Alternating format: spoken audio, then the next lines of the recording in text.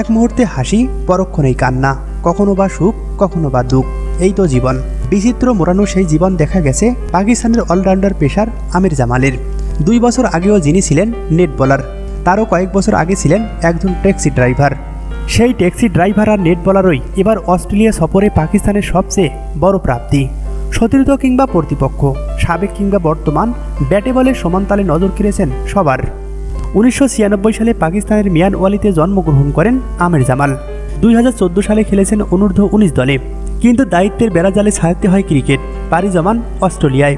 সেখানে গিয়ে হন ট্যাক্সি ড্রাইভার। অস্ট্রেলিয়ায় কাজের ফাঁকে ফাঁকে খেলেছেন গ্রেড 1 ক্রিকেট।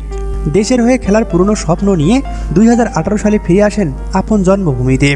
সে বছরই অভিষেক হয় প্রথম শ্রেণীর ক্রিকেটে। সংগ্রামী জীবনের গল্প সেখানেই শেষ নয়। পরিবারের চাহিদা মেটাতে জামাল ক্রিকেটের পাশাপাশি আবারও শুরু করেন ড্রাইভিং। ব্যাংক থেকে লোন নিয়ে কেনেন একটি ট্যাক্সি। সৃষ্টিকর্তা নিরাশ করেননি জামালকে।